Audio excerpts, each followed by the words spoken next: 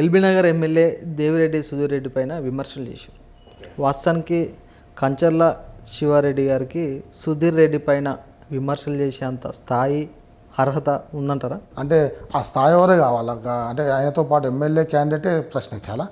తప్పు జరుగుతూ ఎవడన్నా ప్రశ్నిస్తారు, నాకన్నా చిన్న స్థాయి కూడా ప్రశ్నించే హక్కు ఉంది మనది.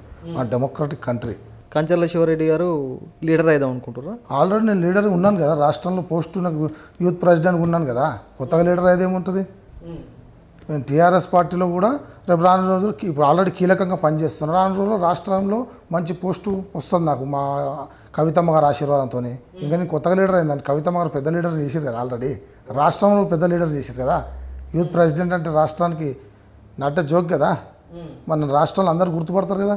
33 జిల్లాలలో నన్ను గుర్తుపడుతున్న వ్యక్తి లేడు, ప్రతి పార్టీలు గుర్తుపడతారు. కాబట్టి కొత్తగా ఆయనని తిట్టి ఎమ్మెల్యే గారిని తిట్టి నేను లీడర్ అయ్యేటువంటి అవసరం నాకు లేదు. ఒకటి మన జరిగినట్టు పరిస్థితి ఏంది, ఫ్లైఓవర్ కట్టిర్రు. ఫ్లైఓవర్ కట్టింది అది 7-8 ఏళ్ళు కూడా కాలేదు, దాన్ని కట్టి కంప్లీట్ కాలేదు. దాన్ని రిపేర్ చేయిస్తాను, ఆయన్నే కట్టించిండు, ఆయన టర్మ్నే కట్టించిండు, ఆయన్నే మళ్ళీ రిపేర్ చేయిస్తాను అని చెప్పిన. దాంట్లో తప్పేముంది? ఏదైనా ఫ్లైఓవర్ కట్టించి ఒక ఇల్లు కొనుక్కుంటామండి మనం, 10 సంవత్సరాల తర్వాత ఒక రిపేర్ అనేది వస్తుంది. వెంటనే అయితే రాదుగా.